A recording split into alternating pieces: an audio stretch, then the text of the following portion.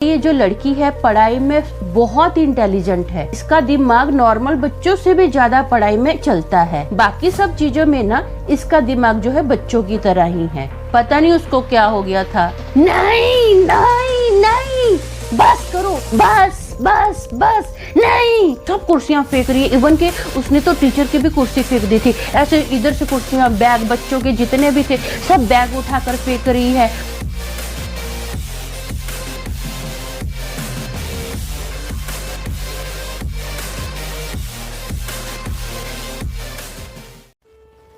मैंने आज तक आपको अपने जीवन के बहुत सारे किस्से सुनाए, जैसे दुखी, डरावने, कॉमेडी, एक्शन। लेकिन आज का ये जो किस्सा है ये बहुत घिनौना है। अगर आप आज का किस्सा पूरा सुनोगे तो आपका भी खून खौल उठेगा। हेलो दोस्तों, मेरा नाम अमन है। मैं आप सभी का मेरे YouTube चैनल 50-50 ब्लॉग्स में स्वागत करती हूँ। उम्मीद करती हूँ कि आप सभी अच्छे और स्वस्थ होंगे। आप मेरे चैनल को सब्सक्राइब कीजिए, लाइक कीजिए, शेयर कीजिए और हाँ, कमेंट भी जरूर कीजिए। बेल आइकन को दबाना मत भूलना ताकि आपको मेरे आने वाले वीडियो के नोटिफिकेशंस मिलते रहें। मैं जब 10th की स्टडी कंप्लीट करने के बाद 11th में गई ना, तो मैंने नए स्कूल में दाखिला लिया पढ़ाई के लिए। मैं जिस दिन स्कूल में गई तो मैं 11th में देखा कि 11th में एक लड़की है जो कि फिजिकली चैलेंज्ड है। मैं उस लड़की को देखकर बहुत सरप्राइज हुई। मैंने अपनी फ्रेंड से पूछा, ये जो फिजिकली चैलेंज्ड बच्चे होते हैं उनके लिए तो दूसरा स्कूल होता है, तो ये ऐसा कैसे हो गया, ये इस स्कूल में कैसे दाखिला इसको मिला? तो उसने बताया कि ये जो लड़की है ना, ये 6th स्टैंडर्ड से ही इस स्कूल में पढ़ रही है और ये जो लड़की है पढ़ाई में बहुत इंटेलिजेंट है। इसका दिमाग नॉर्मल बच्चों से भी ज़्यादा पढ़ाई में चलता है। लेकिन हम सब ने वो पिक्चर तो देखी है ना, अपना कोई मिल गया, जैसे ऋतिक रोशन होता है, हाइट में लंबा हो जाता है लेकिन उसका दिमाग क्या होता है, बच्चों की तरह होता है। ये भी इसके साथ सेम है, हाइट में लंबी है लेकिन स्टडी को छोड़कर बाकी सब चीज़ों में ना इसका दिमाग जो है बच्चों की तरह ही है। तो मैंने बोला, अच्छा पढ़ाई में बहुत इंटेलिजेंट है? बोले हाँ, बोले बहुत इंटेलिजेंट है, बोले बहुत अच्छे मार्क्स आते हैं इसके तो, और बोले ये बहुत अमीर भी है। जब इसको स्कूल में दाखिला देना था ना, तो इसके मम्मी डैडी ने प्रिंसिपल से बहुत रिक्वेस्ट की थी कि एक बार आप मेरी बच्ची का टेस्ट तो लेकर देखो, आप देखोगे कि दूसरों बच्चों से ज़्यादा मेरी बच्ची इंटेलिजेंट है। इसके जो 6th स्टैंडर्ड के लेवल का जो भी आपको क्वेश्चन पूछना है पूछिए, आप बात तो कीजिए। तो प्रिंसिपल ने, बच्ची का स्पेशल प्रिंसिपल ने टेस्ट लिया था और बच्ची बहुत इंटेलिजेंट थी, तो स्कूल में इसको दाखिला मिल गया था। ये कभी भी किसी भी सब्जेक्ट में कोई कभी भी फेल नहीं हुई है, इवन के इसके मार्क्स भी बहुत अच्छे आते हैं। तो मैंने बोला अच्छा ठीक है। अभी मैं भी धीरे धीरे स्कूल में रेगुलर हो गई थी, तो मैं भी जाना स्टार्ट किया। मैं खुशी को देखती थी, उससे हेलो हाय करती थी, स्माइल देती थी। मेरी खुशी से इतनी ही दोस्ती थी क्योंकि खुशी अलग सेक्शन में थी, मैं अलग सेक्शन में थी। तो मैं कई बार क्या होता था, लंच ब्रेक होती थी ना, तो मैं लंच ब्रेक में ऊपर से टेरेस से देखती थी। मेरी क्लासेस जो ऑलमोस्ट थी ऊपर ही टेरेस पर होती थी। कुछ ही मेरे 1-2 पीरियड जो होते थे वो नीचे में अटेंड करती थी। तो खुशी ग्राउंड में लंच ब्रेक में बच्चों के साथ खेलती थी, वो भी 6th या 7th स्टैंडर्ड के बच्चों के साथ खुशी खेलती थी। कभी पकड़म पकड़ाई खेलती थी, कभी लुका छुपी खेलती थी, कभी खो खो खेलती थी। बच्चों को गिरा के ना, जब खो खो खेलते हैं ऐसे गिरते थे तो उसको बहुत मजा आता था, ऐसे छोटे बच्चों की तरह ये मजा आया मजा आया मजा, ऐसा करती रहती थी खुशी। तो उसको देखकर ऑलमोस्ट हमारे फेस पर भी खुशी आ जाती थी। खुशी ऐसी थी। स्कूल में अभी खुशी का दिमाग तो सबको पता ही है कि कैसा है। तो खुशी को ना कुछ लड़कियों ने मजाक उड़ाना स्टार्ट कर दिया, उसको बेवकूफ बनाना स्टार्ट किया खुशी को। ये जो किस्सा है, ये किस्सा मैंने अपनी आंखों से देखा है। उन लड़कियों ने क्या किया, खुशी को बोला कि हमारे पास ना एक मैजिक मिरर है, मतलब जादुई आईना है, जिससे ना तू माधुरी दीक्षित, ऐश्वर्या राय जैसी दिखेगी और तू बहुत खूबसूरत तो दिखे ही दिखेगी, तू और इंटेलिजेंट हो जाएगी, सब लोग तुझे प्यार करेंगे। तो खुशी ये सुनकर बहुत खुश हो गई, बोले अच्छा ये मिरर मुझे भी दो। तो बोले वो मिरर ऐसे नहीं मिलता है। तो खुशी बोली कैसे मिलेगा फिर? तो खुशी को बोला गया, उन लड़कियों ने, 2 लड़कियों ने बोला कि कम से कम 1 लाख रुपया देगी तू हमको तो ही तुझे वो मिरर मिलेगा। बोले लेकिन ये एक सीक्रेट भी है, तुझे किसी को बोलना नहीं है कि तेरे पास मैजिक मिरर है। अगर तूने किसी को बोल दिया ना इस मैजिक मिरर के बारे में तो फिर इसका मैजिक ख़त्म हो जाएगा। अब ये बात सुनकर खुशी घर पर गई और उसने अपनी मम्मी को बोला कि मम्मा मुझे 1 लाख रुपया चाहिए। तो उसकी मम्मी ने बोला 1 लाख रुपया? 1 लाख रुपये का क्या करेगी तू? बोले सीक्रेट है, मैं आपको नहीं बता सकती 1 लाख रुपये का मुझे क्या करना है। बोले अच्छा ठीक है मत बता, लेकिन 1 लाख रुपया यूज़ कहाँ करेगी तू? बोले मम्मा मैंने आपको बताया ना, अगर मैं आपको बता दूंगी तो उसका पूरा मैजिक ख़त्म हो जाएगा। बोले किसका मैजिक ख़त्म हो जाएगा? अरे एक सीक्रेट मिरर है मम्मा, वो उससे मैं बहुत खूबसूरत दिखूंगी, बहुत प्यारी लगूंगी। आप मुझसे पूरा मत सुनिए, आप बस मुझे 1 लाख रुपया दीजिए जिससे मैं इंटेलिजेंट भी हो जाऊँ। तो उसकी मम्मी ने बोला ठीक है बेटा, मैं तेरी खुशी के लिए तुझे 1 लाख रुपया दे दूँगी। तो उसकी मम्मी जैसे ही अगले दिन स्कूल में आई ना, तो हम सब बच्चे छूट गए थे, ऑलमोस्ट गेट के बाहर ही थे। तो उसकी मम्मी उन 2 लड़कियों को मिली और उसकी मम्मी ने उन 2 लड़कियों को बोला बेटा क्या सच में तुम्हारे पास ऐसा मैजिक मिरर है जिससे मेरी बेटी ठीक हो सकती है? क्योंकि मैंने डॉक्टरों से बहुत इलाज करवा लिया है, मैंने बहुत पैसा खर्च किया है, मुझे पैसे की कोई फिक्र नहीं है। 1 लाख रुपया क्या, मैं तुम लोगों को 2 लाख रुपया दूंगी। अगर ऐसा मिरर है तो प्लीज़ मेरी बच्ची को दे दो, मेरी बच्ची ठीक हो जाए। आंटी की ये बात सुनकर उन दोनों लड़कियों का मुंह शर्म के मारे नीचे हो गया। वो लड़कियां आंटी से नज़र मिला ही नहीं सकी। उन लड़कियों ने आंटी को बोला सॉरी आंटी, हम लोग तो खुशी का मजाक उड़ा रहे थे और कुछ नहीं था।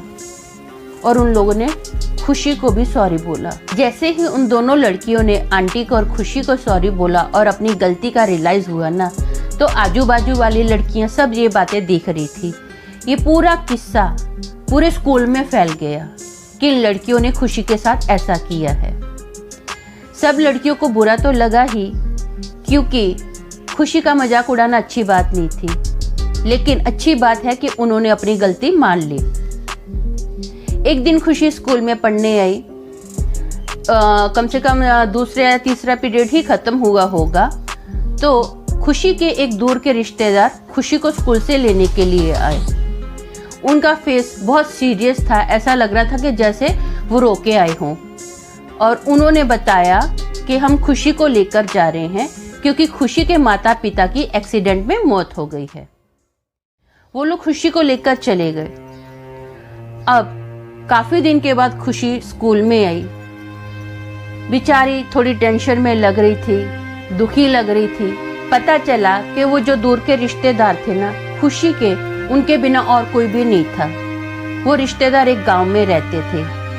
अब खुशी उन्हीं के साथ रहती है। खुशी उनके साथ रह रही थी। कभी धीरे धीरे स्कूल में कम भी आना स्टार्ट कर दिया उसने। कम क्यों आना स्टार्ट कर दिया वो तो मुझे पता ही नहीं था। एक दिन पता चला कि जो खुशी के वो जो दूर के रिश्तेदार थे, उनका एक बेटा था, वो रिश्तेदारी में खुशी का कजन ही लगता था, उसकी शादी खुशी से हो गई है। सब लोग ये सुनकर चौंक गए। स्कूल में ऑलमोस्ट आपको पता है ये बातें कैसी फैलती हैं, क्योंकि खुशी अभी पढ़ने में बहुत इंटेलिजेंट थी और खुशी की एज भी इतनी नहीं थी, और इतनी जल्दी उसकी मम्मी डैडी की अभी जस्ट मौत हुई, इतनी जल्दी शादी भी हो गई।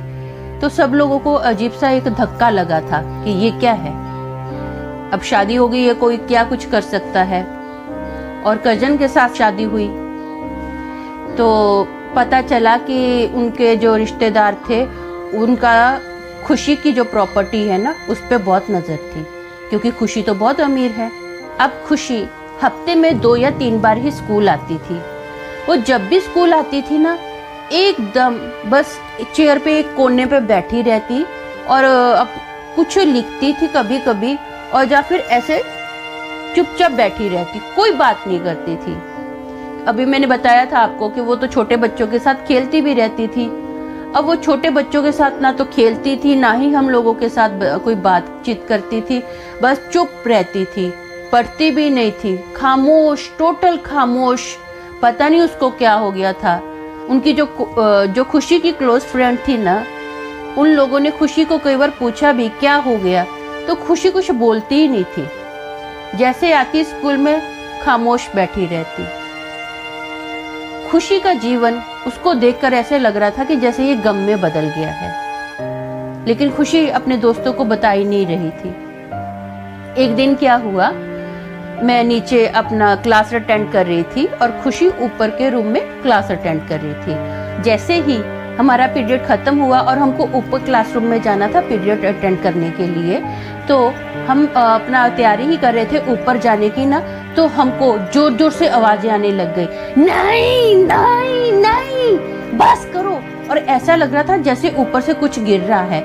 हम लोग फट से सीढ़ियों से चढ़कर ऊपर गए ना, तो देखा सब लड़कियां बाहर थी और अंदर के रूम में खुशी थी, और खुशी जोर जोर से चिल्ला रही है, बस बस बस नहीं, और कुर्सियां फेंक रही है, ऐसे धाड़ देने कुर्सियां उठा के सब कुर्सियां फेंक रही है। इवन के उसने तो टीचर की भी कुर्सी फेंक दी थी। ऐसे इधर से कुर्सियां, बैग, बच्चों के जितने भी थे सब बैग उठाकर फेंक रही है, और जो ब्लैक बोर्ड था ना उसको ऐसे पटक रही है, नहीं नहीं नहीं, ऐसा करके खुशी सब ऐसा करके जोर जोर से चीज़ों को पटक रही है, फेंक रही है। तो ऐसे करते करते खुशी अचानक से बेहोश हो गई। तो थोड़े टाइम के बाद टीचर जैसे ही ऊपर आए, बच्चों को हटाया और वो रूम में गए, और एक टीचर ने क्या किया, बच्चे से पानी लिया, बच्चे की पानी की बोतल ली और खुशी के फेस पर मारी और उसको ऐसे ऐसे कर कर उठाया खुशी को। खुशी जब होश में आई तो उसको टीचर्स ने पूछा, बेटा क्या हुआ, तू ठीक तो है? तो खुशी कुछ नहीं बोली, बस ऐसे मुंडी हिलाई।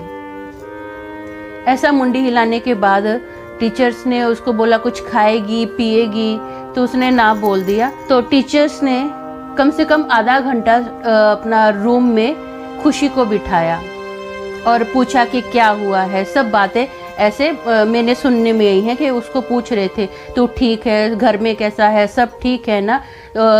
उसको पूछ रहे थे टीचर के क्या हुआ है, ऐसा क्यों हुआ है। तो खुशी कुछ बोली ही नहीं है। उसके बाद कम से कम 15-20 दिन के बाद जो खुशी की खास फ्रेंड्स थी ना, मैंने उनसे पूछा कि उस दिन खुशी को क्या हुआ था। तो उसकी एक क्लोज फ्रेंड थी ना, उसने मुझे बताया जो खुशी है ना, बोले उस पर मेंटली स्ट्रेस बहुत हो रहा है। मैंने बोला अच्छा क्या हो गया?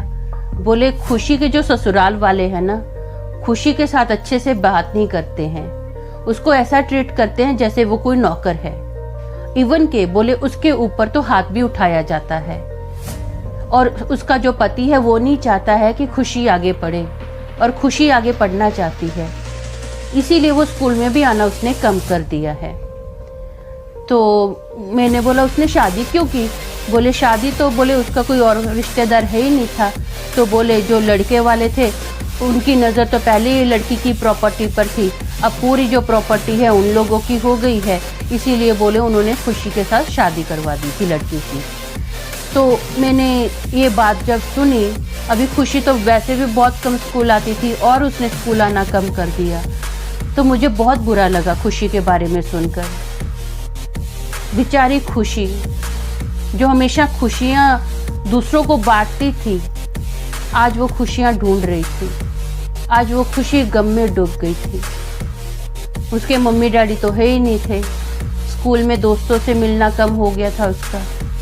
अकेली कैसे वो ज़िंदगी काट रही थी समझ में नहीं आया, लेकिन जितना मैंने सुना वही मैंने आपको बताया। और खुशी के बारे में ये जानकर मुझे बहुत बुरा लगा। खुशी के ससुराल वालों का ऐसा बिहेव सुनकर मुझे लालची लोगों पर ना बहुत घिन आने लग गई कि लोग अपने लालच को पूरा करने के लिए फिजिकल चैलेंज लोगों को भी नहीं छोड़ते हैं। कितने घटिया, कितने मतलबी लोग होते हैं। खुद का लालच पूरा करने के लिए लोग दूसरों की ज़िंदगी बर्बाद कर देते हैं। तो आपने मेरी ज़िंदगी के बारे में तो थोड़ा सुन ही लिया है, अब उसी टॉपिक पर थोड़ी कविता भी सुनिए। ये 50-50 ब्लॉग का स्टाइल है, थोड़ी ज़िंदगी थोड़ी कविता। अगर दूसरों को वसूलना तुम्हारी आदत है तो कम अकल रहना अच्छी बात नहीं।